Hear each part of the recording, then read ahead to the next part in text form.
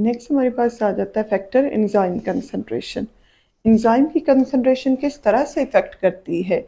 अगर तो सबस्ट्रेट की कंसंट्रेशन हमारे पास अनलिमिटेड हो, मतलब काफ़ी ज़्यादा मिकदार में सबस्ट्रेट अवेलेबल हो, और तब रिएक्शन रेट डायरेक्टली डिपेंड करेगा एंजाइम की कंसंट्रेशन पे। यानी सबस्ट्रेट बेतहाशा पड़ा हुआ है और इस बेतहाशा सबस्ट्रेट को प्रोडक्ट में कन्वर्ट करने के लिए जितने एंजाइम होंगे, एक हों, दो हों, चार हों, छः हों, जितने होंगे उतना ही रिएक्शन रेट होगा।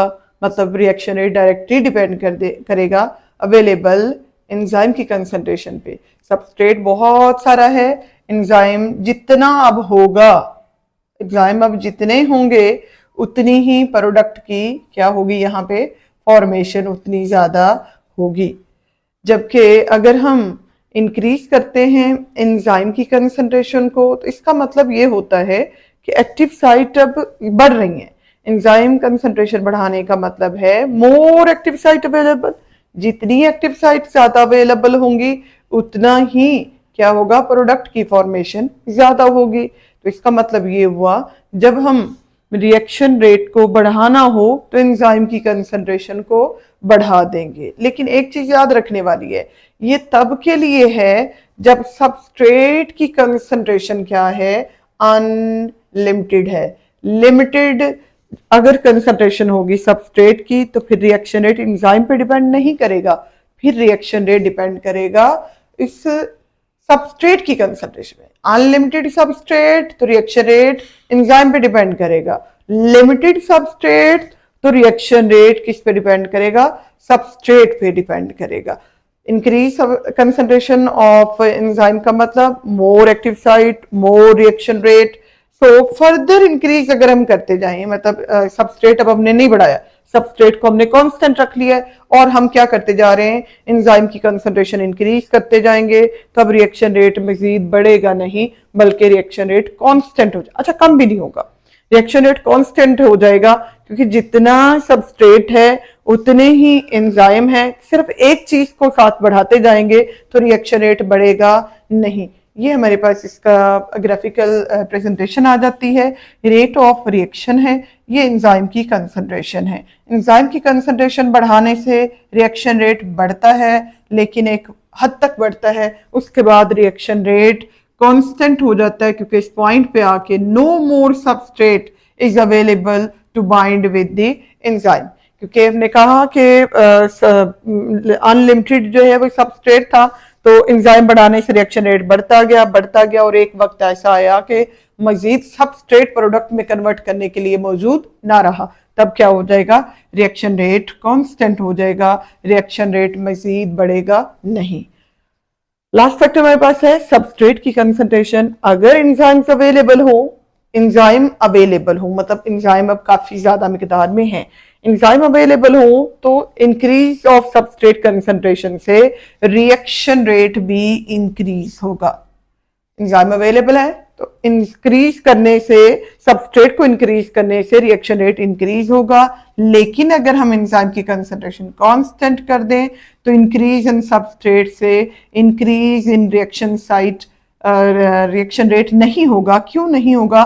क्योंकि अब एक्टिव साइट्स क्या हो चुकी हैं, ऑक्युपाइड हो चुकी है। यानी रिएक्शन अगर रेट बढ़ाना है तो दो चीजें इकट्ठी बढ़नी चाहिए, या एक पहले से बढ़ी हुई हो और दूसरी को बढ़ाएं तो रिएक्शन रेट जो है ना बढ़ सकता है, या दोनों को इकट्ठा बढ़ाएं, या एक पहले ही ज्यादा है तो दूसरी बढ़ाएं तो रिएक्शन रेट बढ़ेगा। लेकिन इनमें से किसी भी एक चीज को अगर हम कांस्टेंट कर देते हैं या उसको फर्दर इंक्रीज नहीं करते हैं तो रिएक्शन रेट बढ़ेगा नहीं। Same with substrate concentration, enzyme available हो और सबस्ट्रेट बढ़ा दिया जाए, मतलब दोनों चीजें अवेलेबल होगी तो रिएक्शन रेट बढ़ जाएगा। एंजाइम को कांस्टेंट रख लिया है, सबस्ट्रेट अब बढ़ाते जा रहे हैं। सबस्ट्रेट ने प्रोडक्ट में तब कन्वर्ट होना है जब उसको अवेलेबल होगा कोई एंजाइम, लेकिन एंजाइम तो हमने कांस्टेंट रखे हुए थे और तमाम जो एंजाइम्स थे उनकी अवेलेबल एक्टिव साइट सारी की सारी क्या थी, ऑक्युपाइड थी। तो इस सिचुएशन में भी रिएक्शन रेट क्या होगा, इंक्रीज नहीं करेगा और डिक्रीज भी नहीं होगा, बल्कि क्या हो जाएगा, कांस्टेंट हो जाएगा। ये बिल्कुल एंजाइम और सबस्ट्रेट की कंसंट्रेशन पे दोनों चीजें साथ साथ बढ़ रही हैं, या एक चीज अनलिमिटेड अवेलेबल है और दूसरी को बढ़ाने से रिएक्शन रेट बढ़ता जाता है। फिर उसके बाद क्या होता है, रिएक्शन रेट कांस्टेंट हो जाता है। किसी भी एक फैक्टर के कांस्टेंट हो जाने से या किसी भी एक फैक्टर के ना बढ़ने से रिएक्शन रेट क्या हो जाएगा, कांस्टेंट हो जाएगा। अब यहाँ पे क्या है, सबस्ट्रेट कंसंट्रेशन बढ़ाने से अवेलेबल जो एंजाइम्स थे उनके साथ रिएक्शन रेट बढ़ता गया।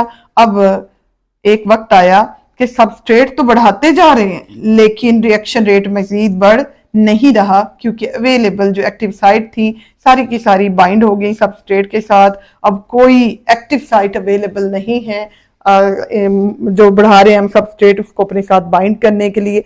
इस सिचुएशन को, जिसमें तमाम की तमाम एक्टिव साइट ऑक्युपाइड होती हैं बाय सबस्ट्रेट, इस कंडीशन को कहा जाता है सैचुरेशन ऑफ एंजाइम, के एंजाइम के तमाम एक्टिव साइट ऑक्युपाइड हो चुकी, सैचुरेटेड हो चुकी और अब कोई भी फ्री एक्टिव साइट नहीं है। रिएक्शन रेट बढ़ाने के लिए फ्री एक्टिव साइट का होना भी जरूरी है और अवेलेबल सबस्ट्रेट का होना भी जरूरी है, इन दोनों का बाइंड करना भी जरूरी है।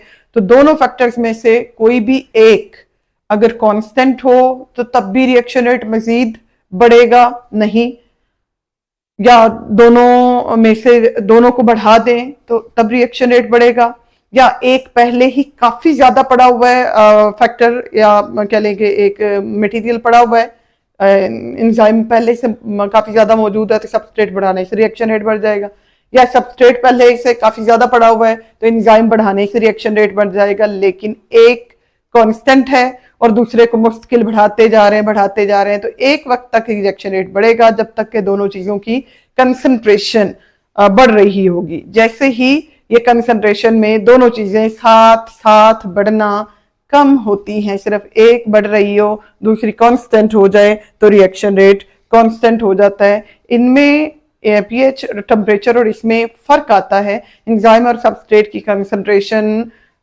में फर्दर इंक्रीज ना होने से रिएक्शन रेट कांस्टेंट तो होता है लेकिन डिक्रीज नहीं होता या इसमें स्टॉप नहीं होता, जबकि टेम्परेचर को बढ़ा देने से, बहुत ज्यादा बढ़ा देने से, पीएच को बहुत ज्यादा बढ़ा देने से रिएक्शन रेट क्या होता है, टोटली स्टॉप हो जाता है। रिएक्शन रेट बिल्कुल इवन जीरो पे भी जो है वो जा सकता है अगर डीनेचुरेशन ऑफ एंजाइम हो जाए हाई टेम्परेचर की वजह से या हाई पीएच की वजह से। लेकिन यहाँ दोनों ग्राफ्स ये रिप्रेजेंट कर रहे हैं कि रिएक्शन रेट फर्दर तो इंक्रीज नहीं होगा लेकिन वो डिक्रीज भी नहीं होगा, कम भी नहीं होगा, बल्कि क्या हो जाएगा, कांस्टेंट हो जाएगा। और कांस्टेंट कब होगा, जब दोनों में से कोई एक चीज साथ के साथ बढ़ ना रही हो, कोई एक चीज कांस्टेंट हो गई है या उसकी मिकदार कम है, तो फिर रिएक्शन रेट ने मजीद बढ़ना नहीं है। It is all about the factors affecting the